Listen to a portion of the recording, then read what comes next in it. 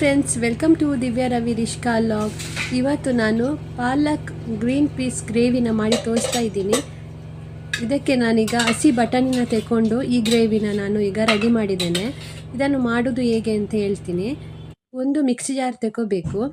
ಇದಕ್ಕೆ ಈಗ ಪಾಲಕ್ ಸೊಪ್ಪು ನಾನು ವಾಶ್ ಮಾಡಿ ಇಟ್ಕೊಂಡಿದ್ದೆ. ಆ ಪಾಲಕ್ ಸೊಪ್ಪನ್ನು ಹಾಕಿ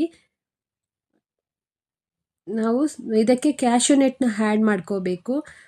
ಅಂದರೆ ಸ್ವಲ್ಪ ಥಿಕ್ನೆಸ್ ಬರಬೇಕು ಅಂತೇಳಿ ಈಗ ನಾನು ಕ್ಯಾಶ್ಯೂ ನಟ್ ಹಾಕಿದ್ದೇನೆ. ಒಂದು 5 ಕ್ಯಾಶ್ಯೂ ನಟ್ಟನ್ನು ಹಾಕಿ ಈಗ ಇದನ್ನು ಮಿಕ್ಸ್ಚರಲ್ಲಿ ಸ್ವಲ್ಪ ಮೊಸರು ಹಾಕಿ ಗ್ರೈಂಡ್ ಮಾಡ್ಕೋಬೇಕು. ಒಂದು ಅರ್ಧ ಕಪ್ಪಷ್ಟು ಮೊಸರು ತಗೊಂಡಿದ್ದೇನೆ. ಇದು ಹುಳಿ ಇರಬಾರ್ದು ಮೊಸರು, ಯಾಕಂದ್ರೆ ತುಂಬ ಹುಳಿ ಇದ್ದರೆ ಚೆನ್ನಾಗಿರಲ್ಲ. ಇದನ್ನು ನಾವು ಒಂದು ಸೋರಿಸ್ಕೊಂಡು ಮೊಸರನ್ನ ಗಟ್ಟಿ ಮೊಸರು ಹಾಕಬೇಕು. ಈಗ ಗ್ರೈಂಡ್ ಆಗಿದೆ ನೋಡಿ. ಈಗ ಒಂದು ಕುಕ್ಕರ್ ಇಟ್ಕೊಂಡು ಈಗ ನಾನು ಇದಕ್ಕೆ ಸನ್ಫ್ಲವರ್ ರಿಫೈನ್ಡ್ ಆಯಿಲ್ನ ಯೂಸ್ ಮಾಡ್ಕೊಳ್ತಾ ಇದ್ದೀನಿ. ಇವಾಗ ಸ್ವಲ್ಪ ಎಣ್ಣೆ ಹಾಕಿ ಇದಕ್ಕೆ ಈಗ ನಾನು ಒಂದು 2 ಆನಿಯನ್ ಕಟ್ ಮಾಡಿ ಇಟ್ಕೊಂಡಿದ್ದೇನೆ. ಇದನ್ನು ಈಗ ಆ್ಯಡ್ ಮಾಡ್ಕೊಳ್ತಾ ಇದ್ದೀನಿ. ಈಗ ಇದನ್ನು ಆನಿಯನ್ನ ಸ್ವಲ್ಪ ಫ್ರೈ ಮಾಡ್ಕೋಬೇಕು. ಆನಿಯನ್ ಎಣ್ಣೆಯಲ್ಲಿ ಫ್ರೈ ಆದಾಗನೇ ನಮಗೆ ಅದು ಟೇಸ್ಟ್ ಸಿಕ್ಕೋದು. ಯಾವುದೇ ಗ್ರೇವಿ ಆಗಲಿ ಆನಿಯನ್ ಸ್ವಲ್ಪ ಫ್ರೈ ಆಗಬೇಕು ಎಣ್ಣೆಯಲ್ಲಿ. ಇದು ತುಂಬ ಚೆನ್ನಾಗಿರುತ್ತೆ ಗ್ರೇವಿ, ಒಂದ್ಸಲ ಟ್ರೈ ಮಾಡಿ ನೋಡಿ. ಇವಾಗ ನಾನು ಸ್ವಲ್ಪ ಕಟ್ ಮಾಡಿ ಇಟ್ಕೊಂಡ ಗಾರ್ಲಿಕ್ನ ಹಾಕ್ತಾ ಇದ್ದೀನಿ. ಬೆಳ್ಳುಳ್ಳಿ ಸ್ವಲ್ಪ ಹಾಕಿ ಚೆನ್ನಾಗಿ ಫ್ರೈ ಮಾಡ್ಕೋಬೇಕು. ಇವಾಗ ಈ ಮಸಾಲ ರುಬ್ಬಿ ಇಟ್ಕೊಂಡಿದ್ದಲ್ಲ ಅದನ್ನು ಹಾಕ್ತಿದ್ದೇನೆ. ಇದು ಈಗ ಎಣ್ಣೆ ಒಟ್ಟಿಗೆ ಚೆನ್ನಾಗಿ ಫ್ರೈ ಆಗುತ್ತೆ. ಆವಾಗ ಇದರದ್ದು ಸ್ಮೆಲ್ಲೆಲ್ಲ ಹೋಗುತ್ತೆ. ಇದರ ಹಸಿ ಸ್ಮೆಲ್ಲೆಲ್ಲ ಹೋಗಬೇಕಾದ್ರೆ ನಾವು ಚೆನ್ನಾಗಿ ಇದನ್ನು ಸ್ವಲ್ಪ ಎಣ್ಣೆಯಲ್ಲಿ ಫ್ರೈ ಮಾಡಬೇಕು. ಇವಾಗ ನೋಡಿ, ಇದು ಸ್ವಲ್ಪ ಕುದಿ ಬಂದಾಗ ನಾವು ಇದಕ್ಕೆ ಮಸಾಲ ಐಟಮ್ನ ಹಾಕಬೇಕು. ನಾನು ಒಂದು ಅರ್ಧ ಟೀ ಸ್ಪೂನಷ್ಟು ನಾನು ರೆಡ್ ಚಿಲ್ಲಿ ಪುಡಿನ ತಗೊಂಡಿದ್ದೇನೆ. ನೀವು ಖಾರ ನೋಡಿಕೊಂಡು ಹಾಕಿ, ಅಂದರೆ ನಿಮಗೆ ಜಾಸ್ತಿ ಖಾರ ಬೇಕಿದ್ರೆ ಜಾಸ್ತಿ ಹಾಕಿ. ಈಗ ನಾನು 1 ಟೀ ಸ್ಪೂನಷ್ಟು ಗರಂ ಮಸಾಲ ಹಾಕಿದ್ದೇನೆ. ಈಗ ಇದಕ್ಕೆ ನಾನೀಗ ಸ್ವಲ್ಪ ಟರ್ಮರಿಕ್ ಪೌಡ್ರನ್ನ ಹಾಕ್ತಾ ಇದ್ದೀನಿ, ಅರಸಿನ ಪುಡಿನ.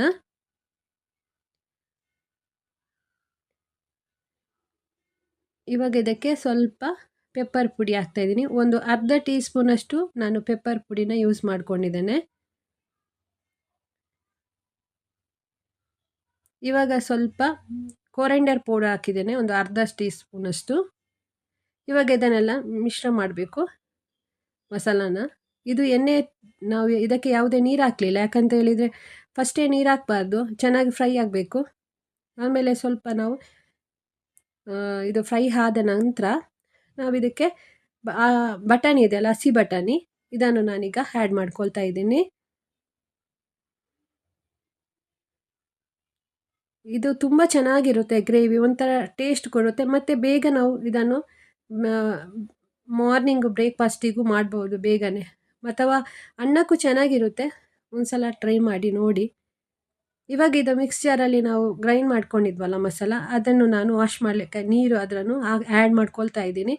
ನಿಮಗೆ ಜಾಸ್ತಿ ಬೇಕಿದ್ದರೆ ಥಿಕ್ನೆಸ್ಸು, ಜಾಸ್ತಿ ಬೇಡದಿದ್ದರೆ ನೀವು ಸ್ವಲ್ಪ ಜಾಸ್ತಿ ನೀರು ಹಾಕಿ.